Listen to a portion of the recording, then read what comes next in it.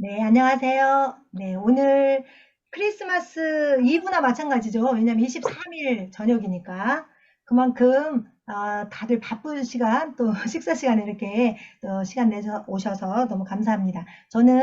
제가 이제 외국어, 특히 영어나 뭐 중국어, 이제 외국어에 관심이 많아서 15년 동안 하우스 스터디 카페에서 이제 외국어를 어떻게 하면 함께 공부하고 또 얼마나 또 더 좋은 학습법이 있다면 언제든지 그걸 또 우리가 활용해서 같이 공부를 할까 하고 항상 연구하고 관심을 가지고 있는 저는 싱싱쌤입니다.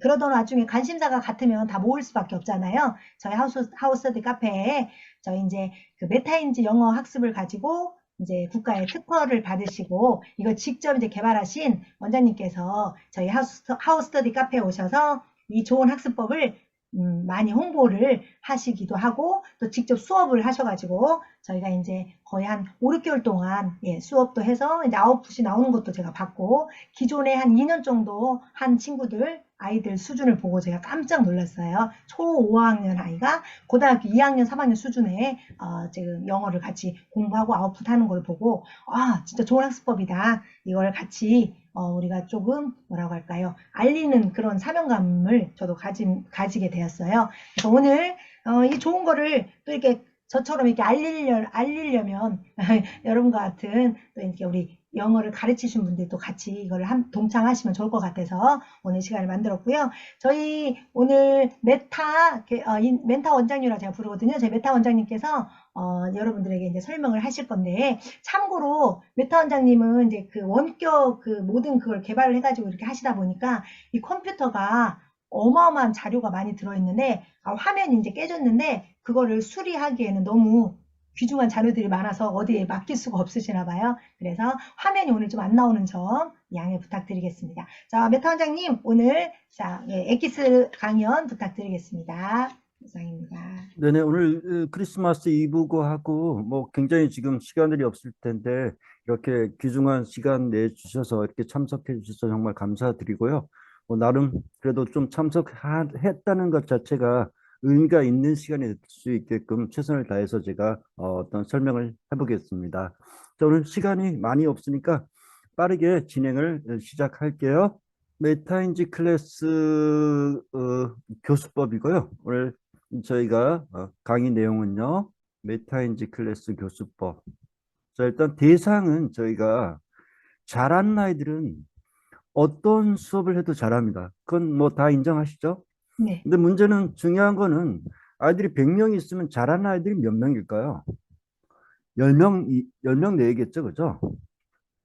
실제로 보통 우리가 요즘 아이들은 영어 잘해라고 하는데 사실은 그렇게 잘 못합니다. 잘하는 애들만 잘합니다. 음. 네, 못하는 애들이 태반입니다, 사실은. 자, 그런 아이들 또는 아니면 이렇게 초등 저학년 아니면 영어를 처음 시작하는 사람들. 자, 여기에 초등 저학년 처음 시작하는 거죠. 네. 아니면 완전히 영어 학습 초보자. 네. 또 아니면은 영어를 정말 싫어하거나 영어 학습 비주류 학생들을 끌고 가는 교수법이라 생각을 하시면 좋을 것 같고요.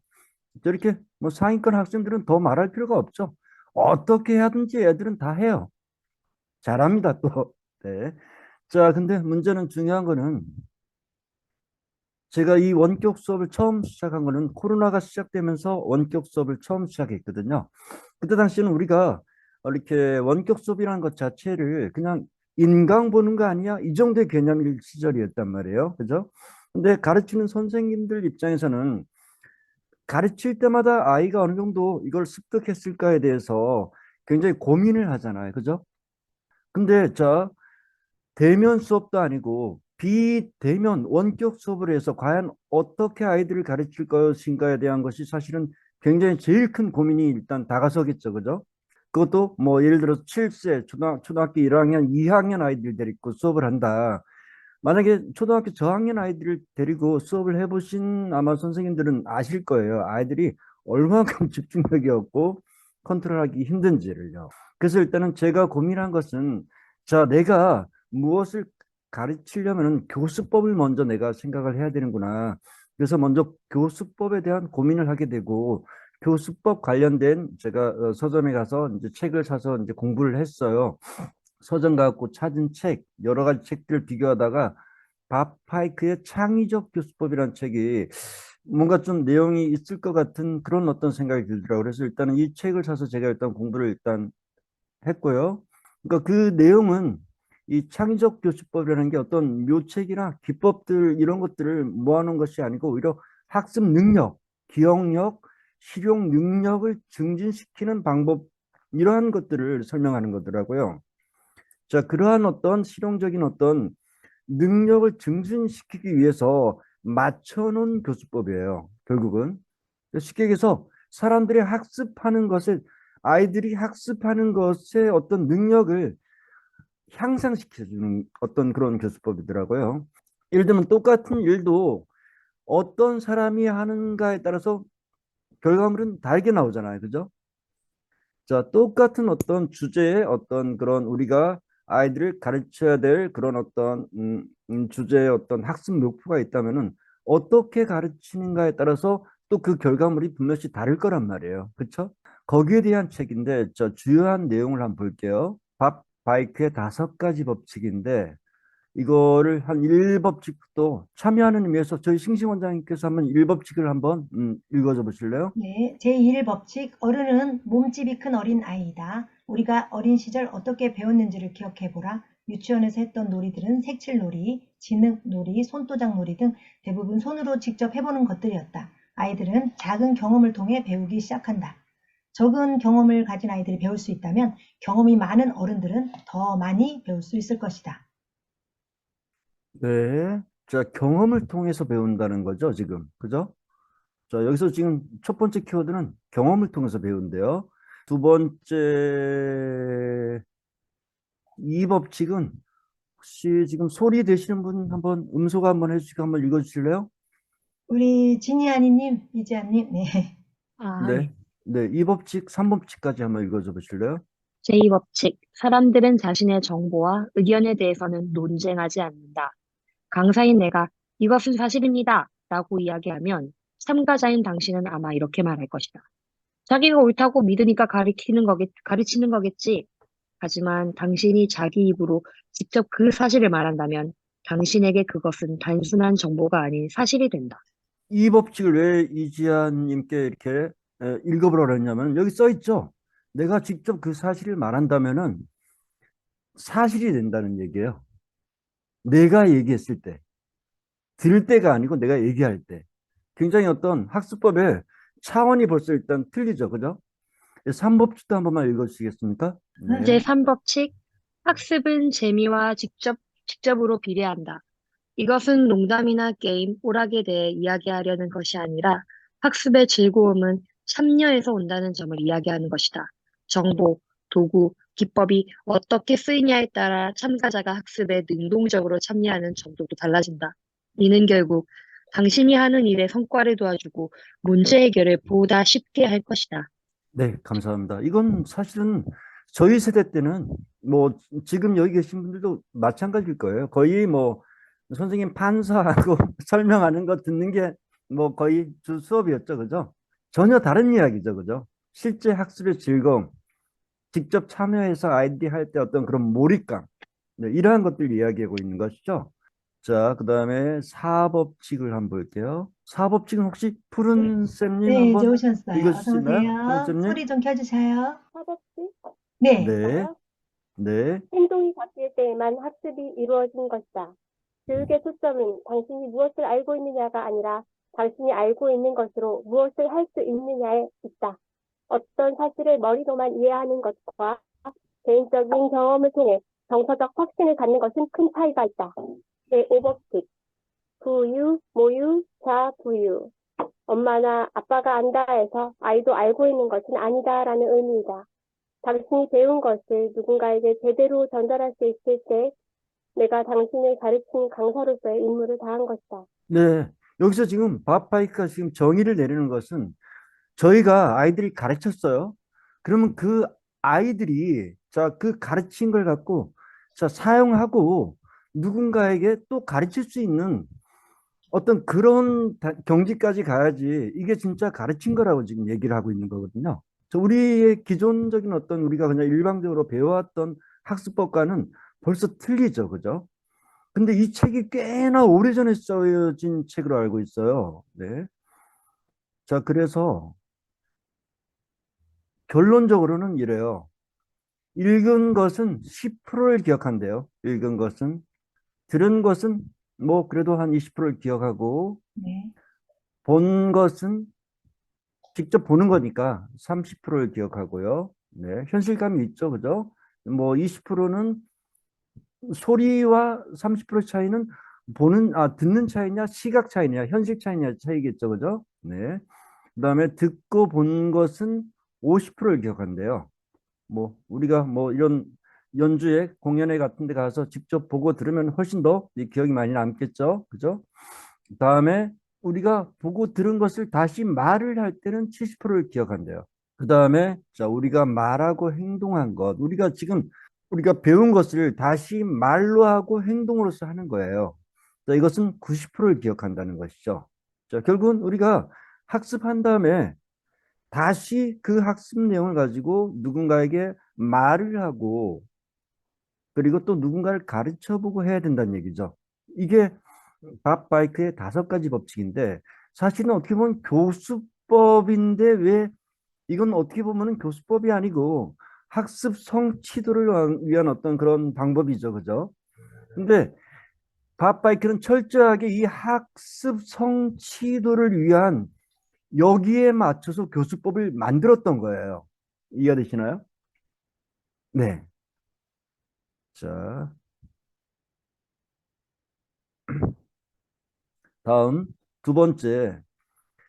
교수법을 구성을 해야 되는데, 저희가 잘 알아야 되는 게, 저학년 아이들을 가르쳐 본 선생님들은 잘 아실 거예요. 아이들이 수업의 집중이 정말 힘듭니다.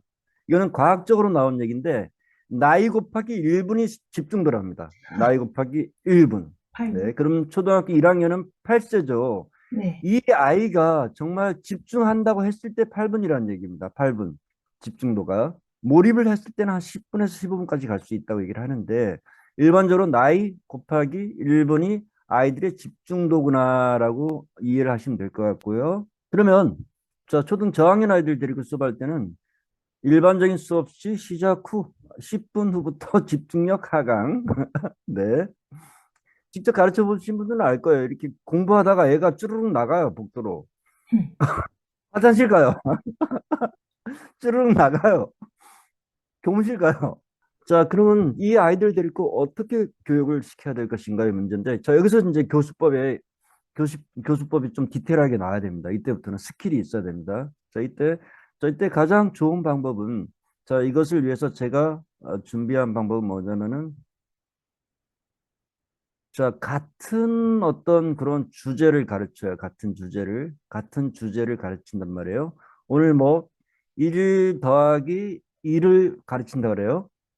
자, 이 같은 주제임에도 불구하고, 이거를 6개 테마로 분할시키는 겁니다. 같은 주제임에도 불구하고 6개의 테마로 나눠서, 테마를 다르게 해서, 쉽게 해서 6개의 수업을 하는 겁니다. 1시간의 수업 시간 동안. 그러면 아이들이 정신없이 시간이 지납니다. 1시간 자체가 모자랍니다. 초집중해갖고 그냥 정신이 쭈르륵 지나갑니다. 자, 그래서 초등 저학년들을 가르칠 때는, 같은 내가 수업 어떤 가르쳐야 될 그런 오늘 수업 진도지만, 이거를 어떤 테마로 어떻게 나눠서 아이들의 집중력들을 계속 10분 이 지나면은 아이들이 집중력이 떨어지니까 어떻게 끌고 갈 것인가에 대한 고민을 해야 되고, 수업 테마를 정해서 미리 자기가 준비를 해야 된다는 얘기죠. 선생님마다. 그죠? 그래서 메타인지 어떤 그런 모든 학습법들은 이렇게 6개, 최소 6개로 일단 테마로 준비가 되어 있습니다. 그래서 메타인지 어떤 그런 수업 구성 자체가 처음에는 출석 미션을 일단은 먼저 하고요. 그게 한 5분 정도 갑니다. 그 다음에 하브루타 수업을 하고, 네, 이게 한 10분 정도, 그 다음에 10분 정도가 플립 러닝, 그다음에 잔해운의 학습을 하게 되는데 이건 영어 수업 자체에 잔해운의 수업이 다 들어가 있어요. 그건 제가 좀 이따 설명을 드릴게요. 그다음 활동학습인데 이게 사실은 쌍방향 활동학습. 뭐 그냥 쉽게 얘기하면 게임학습입니다. 애들이 정말 좋아하는 수업이죠. 네. 네.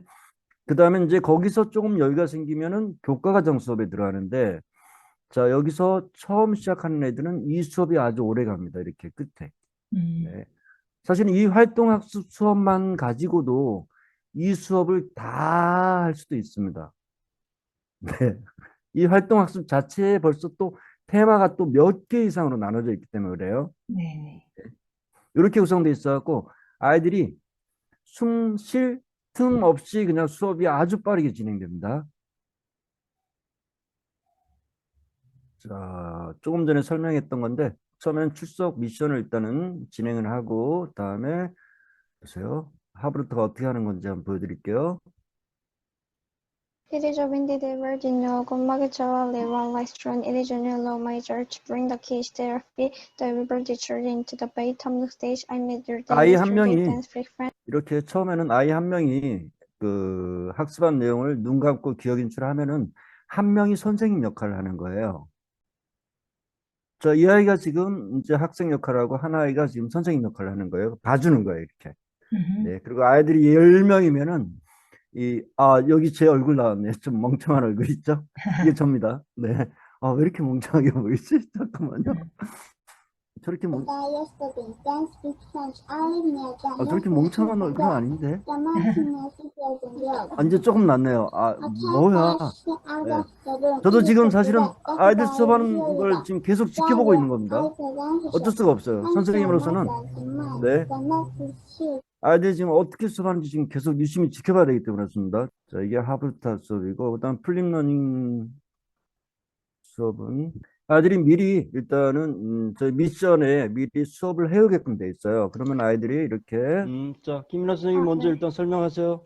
뺨은 세로선이 3개라서 3이고 1은 세로선이 1개라서 T라 가지고 매트가 나와가지고 31번의 단어는 넷입니다. 네, 이렇게 수고하셨습니다. 기본적인 폴더명도 설명하고 자, 다음에 네, 맴입니다. 맴, 마음보다 맴. 주어는 the cat이고 여기서 동작은 is 비동사로 is가 되고 대상이 on the mat가 돼가지고 그 고양이가 매트 위에 있다라는 문장이 나왔습니다. 네. 뭐, 기본적으로 영어에서 가장 중요한 문장 성분 분석하는 그 지금 설명하는 그 플립 러닝을 하고 있는 거고요. 자, 이렇게 플립 러닝 그다음에 이제 저희 메타인지 자체가 어떤 네. 다음 도형과 색깔 번째. 그다음에 서은이 세 이미지, 번째. 소리로 학습을 하게 돼 있는데 자, 시작하자. 이거는 네, 아까 봤던 제가 좀 이따 설명을 드릴 건데 저희가 주어는 지금 빨간색으로 잡아요. 문장 성분 자체를 주어는 빨간색, 동작은 파란색. 네. 자, 색깔 일반 변경. 대상, 목적어는 녹색. 네. 그다음에 보호 개념인데 형용사 개념은 살색. 그다음에 배경 보통 우리 부사라고 그러잖아요. 수식어라고 하는데 그거는 우리가 녹색으로 잡아요. 부사 개념도 하나 또 더 나누긴 하는데 네. 일단 이렇게 해서 아이들이 직접 이거를 지금 구문 독해를 하고 있는 거예요. 일반 사람들이 처음 봤을 때는 이게 무슨 개념인지 잘 이해를 못할 건데 근데 사실은 언어를 가르치는 선생님 입장에서는 아마 알 거예요. 단어 처음에는 그죠? 다음에는 의미 단위 덩어리죠. 그죠? 그다음에 단문. 자, 단문이 나중에는 하나의 단어 덩어리처럼 들리면서 다시 중문, 복문으로 연결가면서 언어의 능력이 커진다는 걸 알잖아요. 그죠? 네. 네. 이렇게 하다 보면 아이들은 지금 요 위에 같은 두 번째 문장 같은 경우는 애들이 여기서 지금 이걸 하나의 덩어리로 지금 보기 시작한 거예요. 여기 보면은 이렇게 Eat your lane today. 네. 이렇게 요 자체가 대상 덩어리에 오는구나. 이렇게 알고 있는 거예요, 지금요. 네. 그렇기 때문에 저희는 어차피 처음에는 주어, 동사, 대상 영역의 덩어리를 나누는 훈련을 먼저 해야지만 이게 빨리 는다는 것은 정말 영어를 가르치거나 언어를 가르치는 선생님들은 다 인정을 한단 말이에요. 그 훈련을 먼저 시키는 거예요. 근데 이게 지금 뭐가 중요하냐면은 좌뇌 쪽은 부분적인 거, 만약에 여기 대상 영역이 요 덩어리잖아요. 그죠? 요런 거를 분석하는데 우뇌 쪽은 일단은 전체를 먼저 봐요. 근데 이 좌뇌와 우뇌가 같이 전체와 부분을 보지 않으면은 학습 자체가 효율성이 없어요. 근데 언어 학습에서 자, 단어 하나하나 이 하나하나 해갖고 어느 세월에 언어를 외워요. 그죠? 하나의 문제가 있으면 덩어리로 먼저 보는 힘이 있어야 돼요. 그 다음에 하나하나 동작 덩어리에는 뭐가 들어가 있는가, 대상 덩어리는 뭐가 들어가 있는가, 주어 덩어리는 뭐가 들어가 있는가 또 알아야 되거든요. 그래서 큰 훈련부터 이렇게 먼저 시키는데 이런 어떤 사실은 영어 학습 자체가 좌뇌 우뇌 학습하기는 최상인 것 같아요. 그 다음에 활동 학습은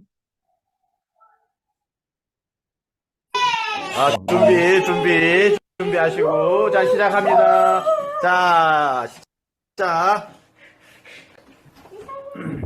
이게 사실은 별거 아닌 것 같은데 애들한테는 자 실수하지 말고 집중도 자 준비 한번 봅시다. 어떻게 되는지. 몰입도가 거의 최강입니다. 내가 이겼다. 오 찬이 900. 오몇 점 차이야 이거. 속도 차이가 나네 확실히. 자 준비 다음 타자.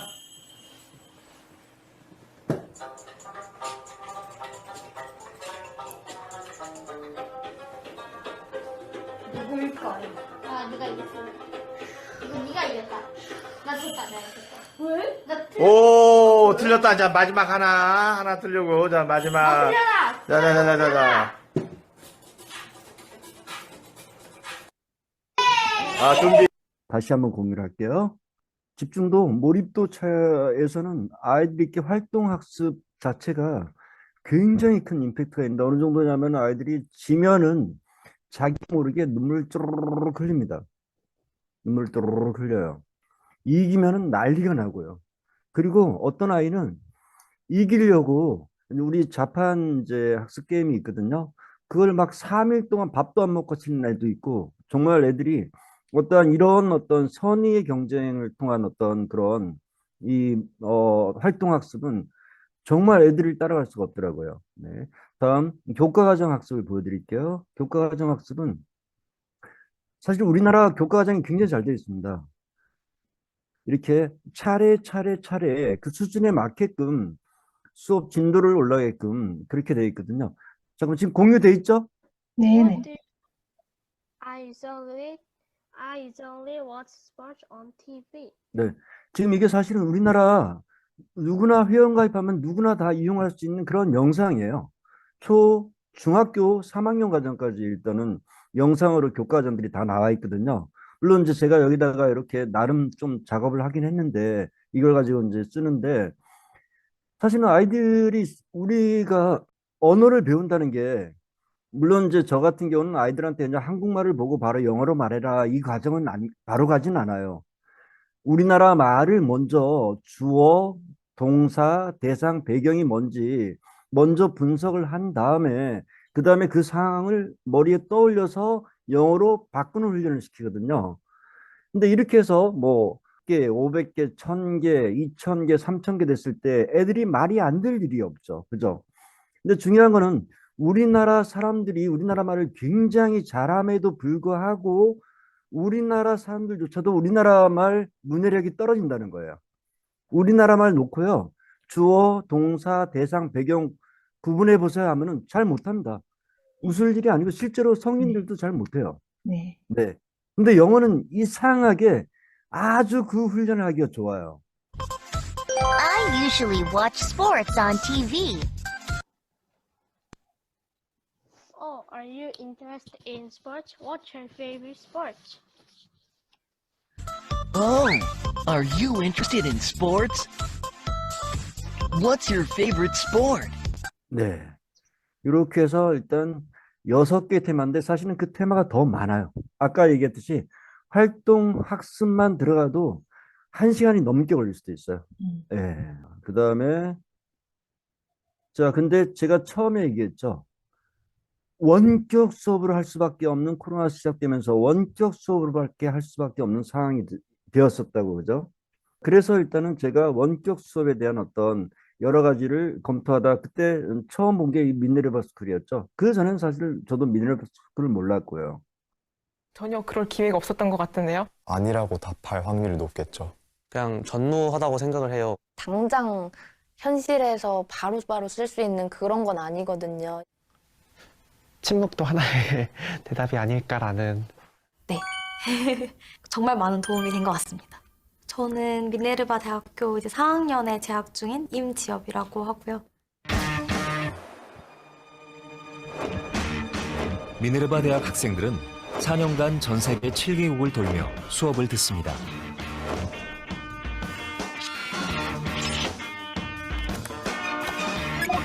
그런데 이 학교에는 캠퍼스도 강의실도 없습니다. 수업은 오직 실시간 온라인 강의로만 이루어지죠. 네, 이겁니다. 극단적으로 보여준 거예요. 이 학생들은 같은 공간에 있음에도 원격으로 다 수업을 해요. 같은 공간에 있음에도. 자, 그건 무슨 의미일까요? 예를 들면은 우리가 항상 문제로 삼는 게 뭐죠?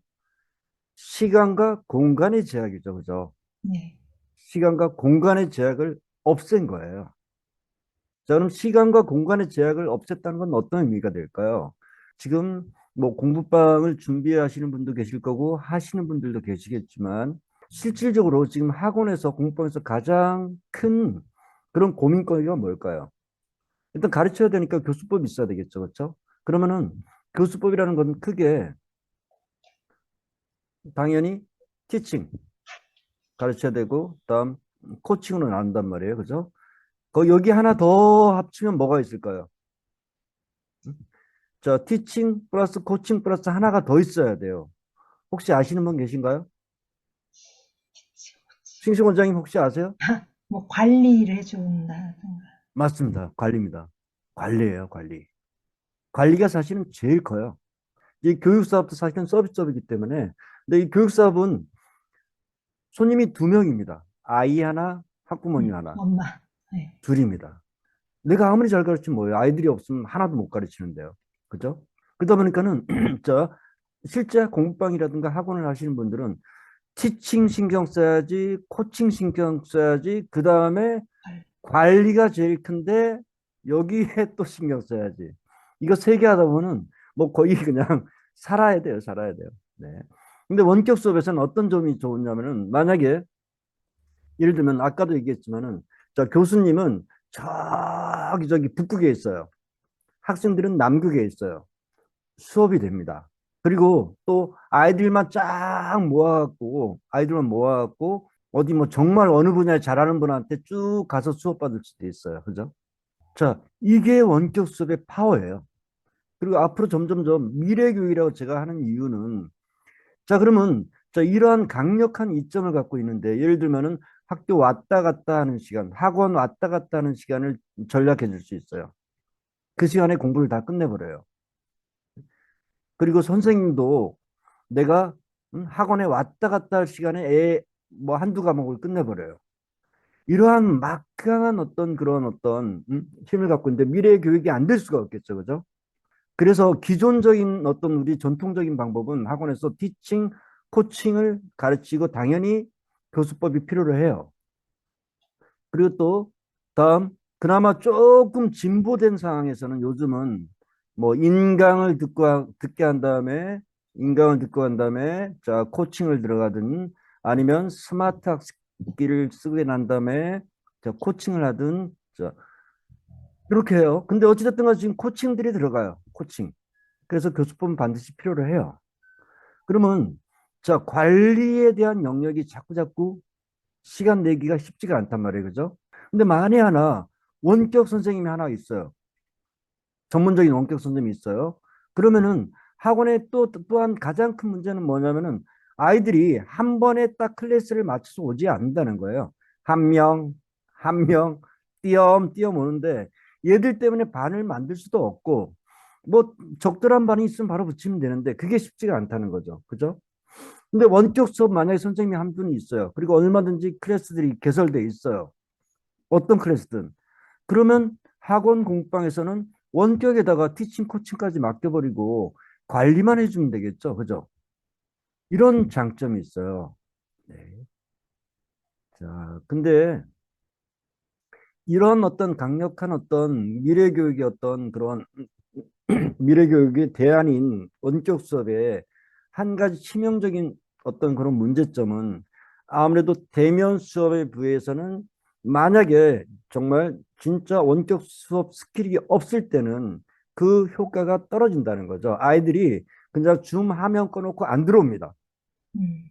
한 번 그렇게 한 아이들은 도저히 못 가르쳐요. 그다음부터 끝나는 거예요. 그러면 성인도 아니고 이 꼬마 아이들은 어떻게 할 거예요? 그죠? 그럼 이 아이들을 끝까지 끌고 가려면은 스킬이 있어야 되는 거죠. 그 스킬이 바로 이 창의적 교수법 기반으로 한 상호작용 쌍방향 활동 수업이에요. 아까 창의적 교수법에 읽는 것, 보는 것, 듣는 것, 말하는 것, 읽고, 보고 듣는 것, 내가 행동하는 것. 맨 마지막에 있었던 게 뭐예요? 설명을 내가 해주는. 네 말하고 행동하고 하는 거였죠. 자, 그래서 제가 고민하는 것은 그러면 원격 교수법으로 이 상호작용 쌍방향 활동 수업을 가능하게 해야 되겠다. 이것이 제 고민이었고, 그래서 제가 그 다음에 전 우리나라뿐만 아니고요, 전 세계 교육 툴을 제공해주는 그것도 쌍방향으로. 쌍방향이라는 것은 저희가 지금 이야기하듯이 이렇게 하는 것이 아닙니다. 제가 여기다가 지금 글을 쓰면은 지금 주석으로 지금 같이 쓸 수 있죠. 신시 네. 원장님 여기다 글을 한번 써보세요. 네. 그러면 네, 오늘 상호작용 네, 쌍방향 활동 수업에 대해서 배우게 돼서 정말 기쁘네요. 네. 네. 그쵸? 우리 줌에서 별표. 그래서 이렇게 쌍방향 할 수가 있죠. 그죠? 네네. 네. 자, 마찬가지로 그러면은 이 지금 제가 제공하고 있는 이 PDF 안에서도 같이 쌍방향 활동을 할 수 있으면 좋겠죠. 그죠? 네. 네. 그러한 툴을 얘기하는 겁니다.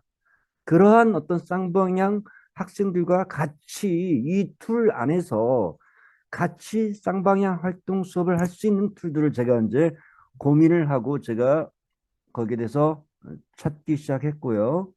그리고 또 그러한 어떤 쌍방향 수업을 하기 위해서 어떠한 그냥 일반적으로 기존에 가르치던 우리가 글자만 가지고 만약에 우리가 수업을 한다면은 그것이 불가능해요. 네. 네. 그래서 우리 메타인지 자체가 영어 어떤 교수법 자체가 변화가 됩니다. 쌍방향 어떤 수업에 맞춰서. 네.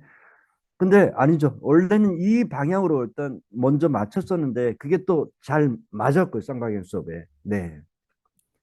자, 그래서 메타인지 어떤 그런 영어 그냥 이론에 대해서 간단하게 설명을 드릴게요. 간단하게 설명을 드리면은 메타인지 어떤 그 모든 어떤 그 초중고 과정의 영문법을 사실은 메타인지 그 우리 영문법에서는 이렇게 다이어그램, 도형과 그다음에 색깔, 이미지, 소리로 변화를 시킨 거예요. 초중고 모든 과정을. 첫 번째 일단은 메타인지에서 일단은 이거를 변화시키기 위해서는 사실은 새로운 걸 만들기 위해서는 뭐 내가 생각한 이대로 막 떠오르는 건 아니잖아요. 그렇죠? 근데 어디서 이 힌트를 얻게 됐냐면은 그 강신주 작가님의 그 동양과 서양의 철학 차이라는 책이 있는데 거기에 동양과 서양의 어떤 그런 생각 차이, 어떤 철학 차이를 이렇게 나온 이렇게 그 책이 있어요. 그 책을 보다가 아, 그렇구나. 그래. 그리고 또 하나 또 이제 결정적으로 일단은 어떤 이런 모양이 나온 것은 옛날 벽화 같은 데를 보면은 이렇게 안에부터 점점점 이렇게 동굴 같은 데 그림 같은 게 바깥으로 펴져나가 있더라고요. 꼭 만다라 형상으로. 네네. 그걸 보면서 아, 옛날 사람들은 이렇게 표현할 수밖에 없었겠구나. 그리고 기본적으로 일단 우리가 영어를 가르칠 때는 탈품사도 물론 가르치겠지만 문장 성분을 무조건 가르치잖아요. 그죠? 네. 뭐 특히나 뭐 고등과정이라든가 뭐 토익 과정 갈 때는 문장 성분을 가르치지 팔품사를 가르치면 안 된단 말이에요.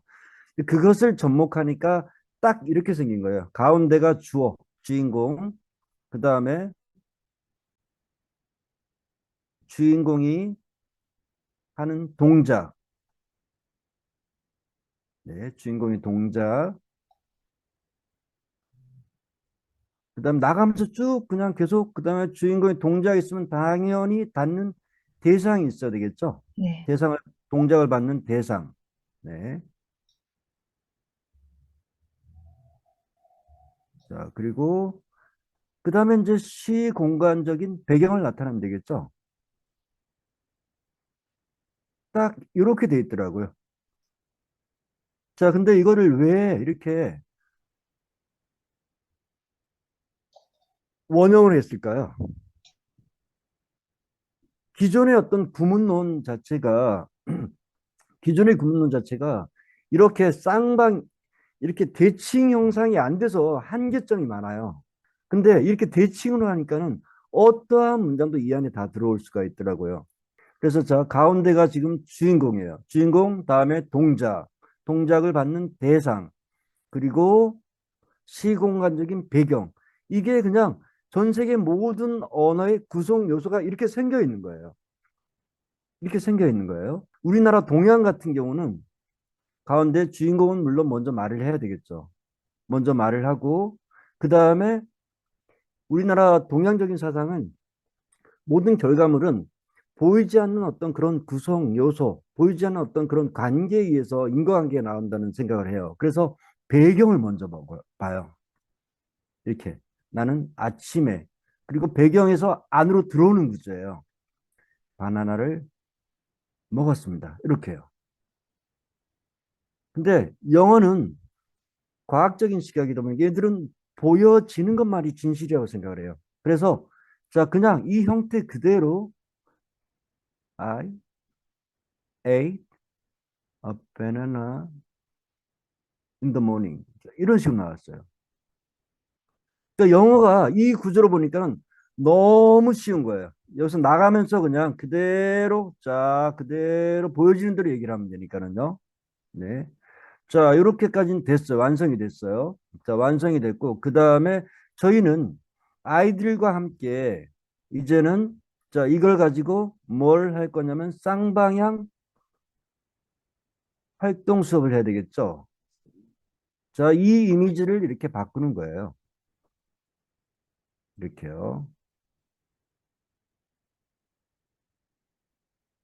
먹었다, 입에. 그리고 바나나에 가져오고. 자, 그러면 하나의 문장이 이제는 퍼즐 게임이 돼버린 거죠. 그렇죠? 네.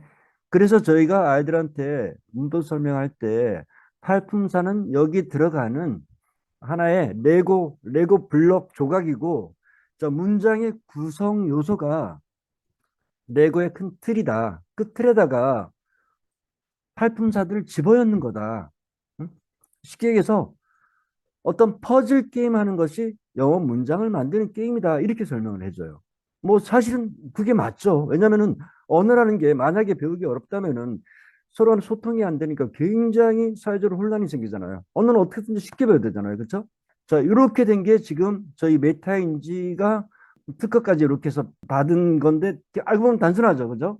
근데 사실은 단순하지만 이 기본 구조가 아이들이 머릿속에 들어와 있을 때는 나중에 이걸 하나의 덩어리로 봅니다. 덩어리로. 그래서 이 덩어리들이 대상 영역에 들어가고, 이 대상 영역에 들어가고, 주어 영역에 들어가고, 이 덩어리들이 자, 이렇게 앞에 배경 영역, 뒤에 배경 영역에 들어가면서 문장들이 길어지는 원리입니다. 근데 이 지금 기본 어순, 이 구조가 안 돼 있으면은 다음 단계로 넘어가기 쉽지가 않겠죠. 그죠? 자, 이렇게 구조화 시켰고요. 그 다음에 자, 이렇게 해서 뭘 만들었냐면은 이제는 원격 수업 도구들을 만들게 된 겁니다. 원격 수업 도구를 만들어서 저희 자체의 프로그램이고, 예, 여기는 지금 소리, 이미지, 개념으로 한 번에 같이 그냥 배울 수 있는 그런 프로그램들이 다 들어가 있죠. 이 안에요. 이건 우리 자체 프로그램이고, 그 다음에 클래스 도조라든가 퀴즈엔, 알로, 퀴즈렛, 뭐 요 네 개만 같이 섞어서도 사실은 쌍방향 어떤 활동 수업이 100%다 가능합니다. 오히려 수업 시간이 모자랄 정도로 가능해요. 특히 퀴즈랩 같은 경우는 게임 형태가 굉장히 다양해요. 자, 그리고 볼게요. 자, 이것은 지금 퀴즈 N으로 지금 수업을 하는 거예요. 지금 자판 하고 있죠? 지금 자판 지금 하고 있는 거예요. 우리는 지금 빠니스 과정이 없어요. 아이들이 한 20문장 정도 외웠을 때 그때 이제 자판 게임을 가요. 네, 그리고 우리가 폴더명을 하면서 애들이 알게 모르게 알파벳 빠니스를 다 깨우쳐 가요. 그리고 자기가 알고 있는 문장을 다시 이렇게 글자로 전환시키면 10배 이상 빠릅니다. 그러니까 메타인지 아이들은 빠니스 과정이란 자체가 없습니다. 예. 이건 지금 퀴즈 앤 게임 학습하면서 지금 빠니스 과정을 끝내는 거고요. Did you get a card? I have a good card. Did you get a card? Oh, yes, I got the card. 오케이. Do you 요 카드들의 실제 카드랑 똑같이 한 100모가 나오게끔 돼 있어요. 그래서 이 각 카드마다 이미지가 있는데 이 이미지를 보면서 애들이 문장을 기억 인출을 해야 할 수 있어야지만 이 게임에 들어와요. 이건 실제로 성인들이 하는 원카드 게임이거든요. 원카드 룰하고 똑같이 해요. 그러면 애들이 먼저 이 게임에 참석하려고 원카드 게임 하려고 저 단어에 있는 문장들 다 외웁니다. 못 외우면 저 게임에 참석할 수가 없어요. 자, 그리고 보세요. 얘가 설명하는 거 보세요. 자, 영어 문장. 이거 빨간색은 뭐게요? 잘 모르겠습니다. 이건 주인공이고 이 옆에 거는 뭐게요? 파란색이요? 뭐예요? 이거는 주인공의 옆에 있는 동작입니다. 그 옆에는 노란색은 뭐죠? 모르겠어요. 이건 대상이고 또 옆에는 뭐예요, 그거는? 배경입니다. 아, 그래요? 그럼 그걸 가지고 저 영어 문장을 한번 만들어 보세요. I 천천히. tease teased. him, teased him when he got his hair cut. 네. 한번 읽어보세요, 그럼. I teased him when he got his hair cut. 여기서 주인공이 누구예요? I입니다. 동작은요? teased. 자, 그럼 한번 한글로 우리말로 한번 바꿔보세요. 나는 놀린다. 그를 언제 그가 했을 때 뭐를? 그의 머리카락을 잘랐을 때. 오케이, 끝. 잘했습니다. 자, 그럼 밑에 한번 써보세요. I tease to him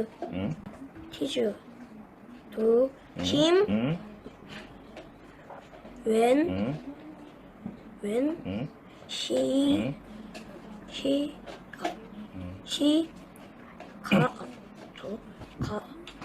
when he got his hair cut. 네. 지금 아마 영어를 가르쳐 보신 분은 이게 지금 뭘 의미하는지 알 거예요.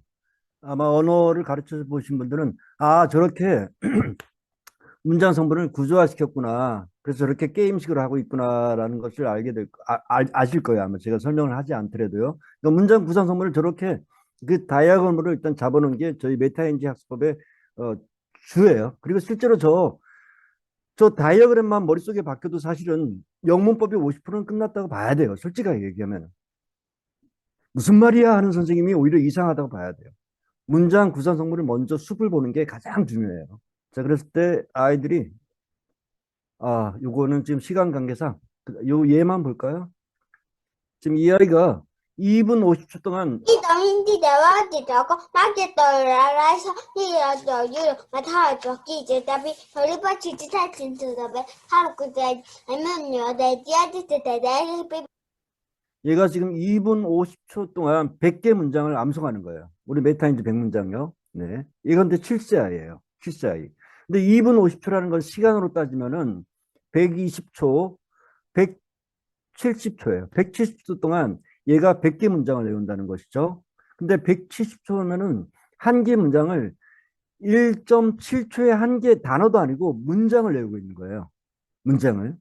얘가 지금 7사인데, 근데 보니까 이제 발음이 굉장히 빠르다 보니까 일반 사람 들어도 뭐야, 저거 뭐 하는 거지? 이렇게 생각이 들 수도 있어요. 원어민 들어도 지금 뭐 하지? 라고 생각할 수도 있는데, 근데 사실은 애들이 그만큼 몰입이 가능하다끔, 몰입 학습까지 지금, 아이들이 가능하다는 걸 보여주기 위해서 저는 강하게 했어요. 그래서 일반적인 학습에서는 이렇게 눈 가리고 안 하죠. 애들이 무서워해요.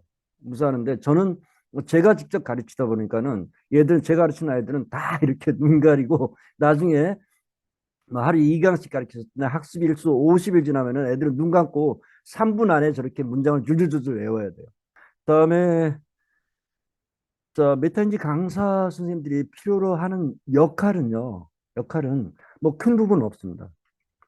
왜냐면은 원격 수업 지금 그런 어떤 프로그램을 만들려면은 사실은 또 그게 쉽지가 않기 때문에 네. 물론 이제 저희처럼 메타인지처럼 이렇게 커리큘럼 자체가 원격 그런 어떤 전 세계적인 원격 수업 툴들에 잘 맞아갖고 그것들이 잘 어우러져 가면 좋은데 그렇지 않을 경우가 많아요. 그래서 일단 메타인지 클래스 자체의 어떤 그런 선생님 스킬은 사실은 기존에 만들어져 있는 것들만 잘 사용을 하면 되게끔 돼 있어요. 그래서 실질적으로 메타인지 선생님의 역할 자체가 어떠한 그러한 진행을 잘 해주는 역할이 아마 가장 큰 역할이 될 거예요. 그리고 준비해야 될 것은 물론 안내는 당연히 해야 되겠죠. 그 다음에 자원 제공, 학습 자료, 도구 및 자원을 제공. 뭐 이것도 이제 당연히 그 순차적으로 돼 있고요. 학습 환경 조성. 요거는 좀 많이 필요로 합니다. 학습 환경을 위해서 기초적인 어떤 그런 스킬들이 있어야 되는데, 근데 사실은 제가 할 때는 아이들도 이 줌 수업 이런 것에 익숙치 않아서 잘 못했는데, 지금 아이들은 오히려 저희보다 더 잘할 수도 있어요. 네, 잘해요. 네.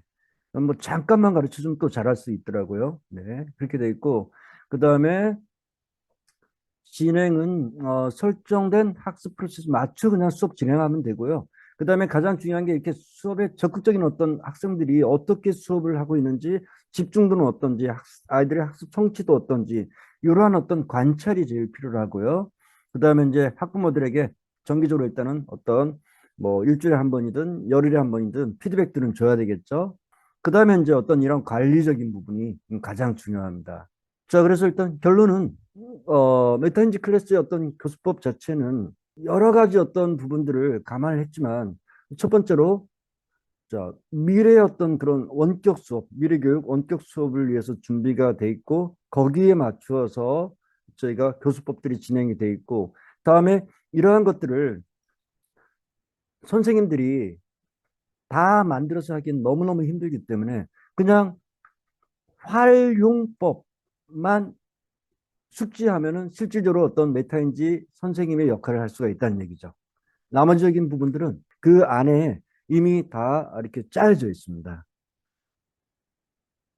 네, 제가 일단 오늘 강의할 내용은 몇 가지였고요.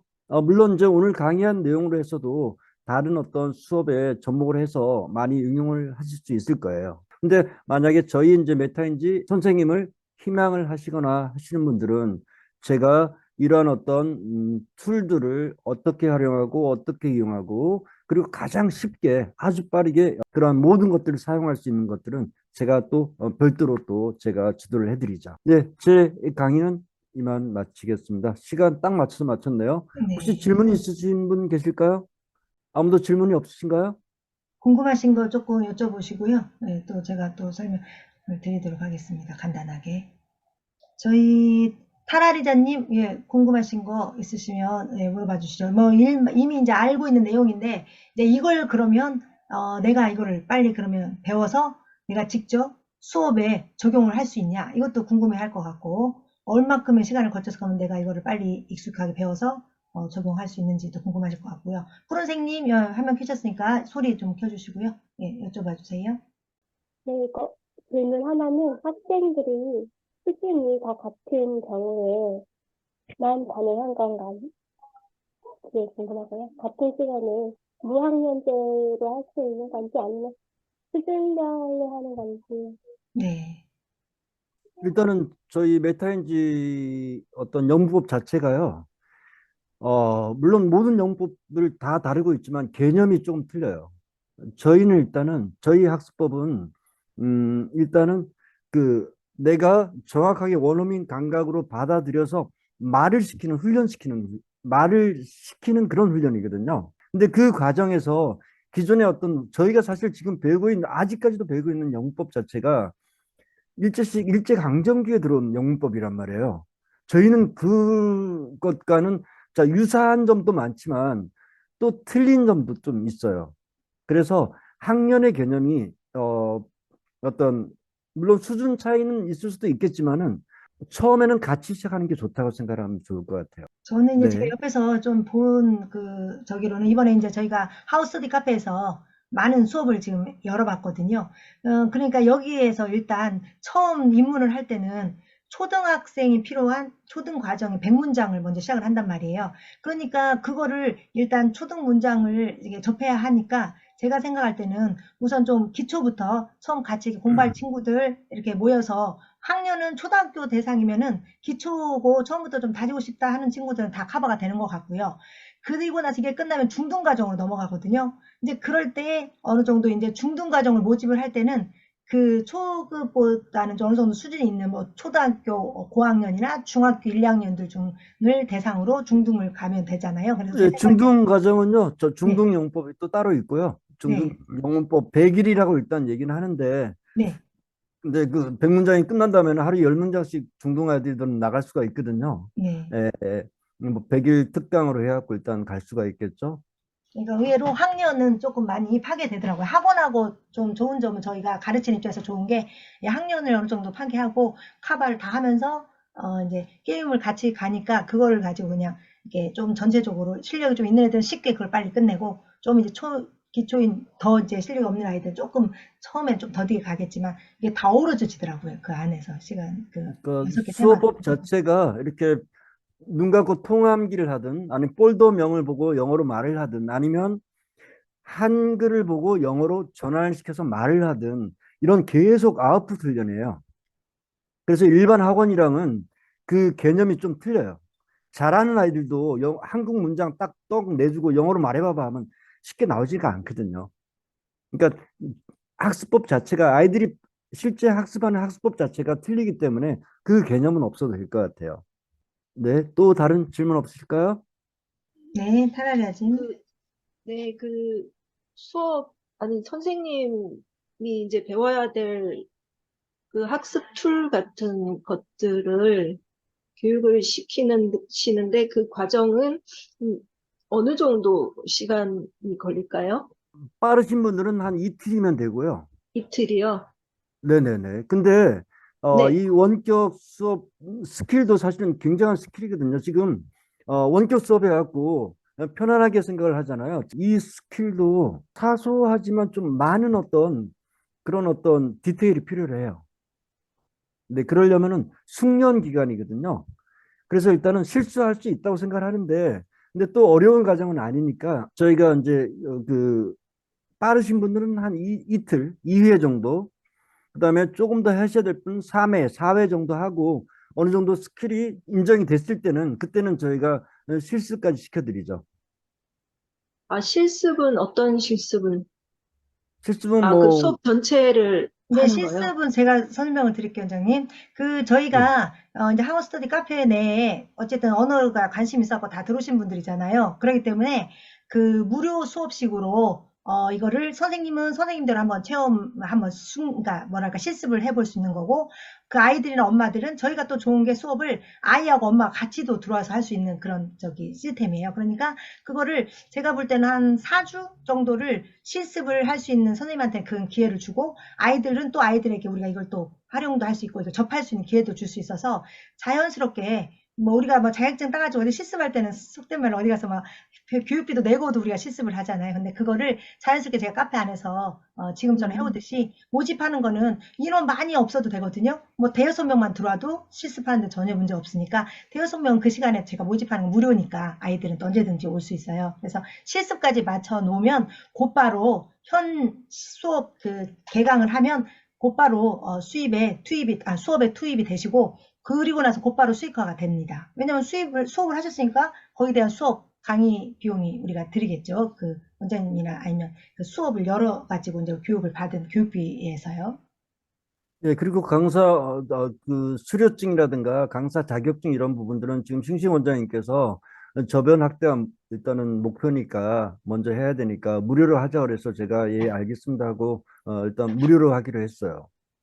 감사합니다. 왜냐면 저도 중고를 가르쳤지만 오랫동안 네. 제가 또 아동 어린이들 교육을 하기 위해서는 거기에 가서 네. 저도 비용도 주고 자격증도 받고 실습도 막 돈을 내고 하고 막 이러잖아요. 근데 이렇게 또 저희 하우스들 카페에서 다 이렇게 열어주셔서 저는 너무 감사하고요. 뭐 제가 15년 동안 해온 보람이 제가 느껴집니다. 이렇게 또 좋은 프로그램을 또 이렇게 만나서 원장님하고 하게 된 거를. 네. 네, 스킬을 익히고 뭐 스킬 2, 3회든 뭐 감사해요. 4회든 예, 저한테 개인적으로 익히고 그다음에 실습 과정까지 끝나신 강사님은 뭐 사실 이건 뭐 특허도 있고 저작권도 있기 때문에 어찌됐든 간에 지적재산권이 있는 거잖아요. 네. 이것에 대한 어떤 그런 아이들을 가르치는 것에 대한 그 라이센스, 강사 수료증이죠, 그죠? 네. 네네. 강사 자격증을 지급을 해드릴 겁니다. 비용을 한 푼도 안 내주셔도 돼요. 와, 좋네요. 네. 네. 그리고 지금 제가 말은 오늘 쉽게 했지만은 원격 스킬이 절대 쉬운 스킬은 아닙니다. 예, 준비해야 될 사항들도 있고 여러 가지 또 그렇다고 또 막 어려운 것도 아니에요. 단지 내가 얼마만큼 여기에 대해서 관심을 갖고 그리고 자, 이 원격 수업 스킬 자체가 앞으로 미래 교육을 갈 수밖에 없다라는 것을 확신이 들었으면은 뭐 제가 감히 얘기하겠는데 초등학생들 대상으로 해서 원격 수업을 해갖고는 뭐 전 세계 1등이라고 생각을 해요. 네, 자부해요, 그건 솔직히.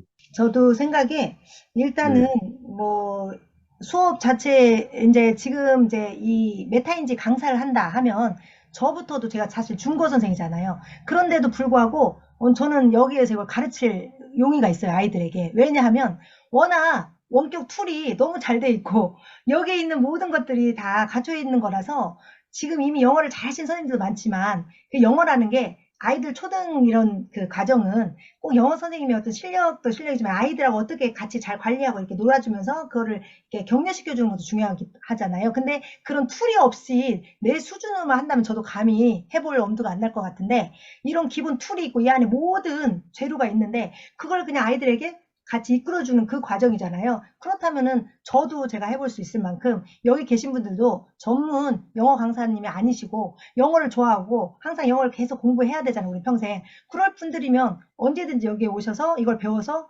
본인의 수익화를 할 수 있다는 거는 정말 좋은 기회일 것 같고 사실 저희 카페, 국어 카페 많지만 이렇게 처음으로 이렇게 소개하는 카페는 저희 카페가 처음이잖아요. 왜냐면 이게 특허가 나와서 지금 하는 거가 처음이니까요. 그래서 저도 나름대로 자부심을 갖고요. 여기 계신 분들이 이미 실력이 있으신 분은 있는 대로 그걸 또 활용을 하셔서 또 잘 적용해서 수업을 하지만 또 저처럼 좀 부족해도 충분히 할 수 있다. 이 틀을 가지고 이거를 이끌어주면서 아이들 격려해가면서 가는 프로그램이다. 그래서 그 강사들 지금 1호, 2호 나오신 분들 원격 수업은 어떻게 했냐면요. 이제 저희가 처음에는 뭐 모르고 그냥 처음부터 한 5주 막 이렇게 해가지고 하나하나 이렇게 설명하면서 가르쳐서 이렇게 이제 강사님을 배출했는데 그렇게까지 굳이 할 필요가 없고요. 오늘 이렇게 전반적인 내용을 들으면 감각 있으신 분들은 아 이거 괜찮네 하고 판단을 하실 거라고요. 그런 분들이 실제로 하겠다고 저한테 정식으로 말을 하면 그분들을 데리고 개별 그룹별로 이 원장님께서 정식으로 수업에 필요한 거를 툴을 직접 1대1로 가르쳐 드리는 게 훨씬 더 효율적이다. 뭐 4주, 5주짜리 만들어서 한번 해볼까 뭐 이 정도 생각으로. 싱싱 원장님. 네네.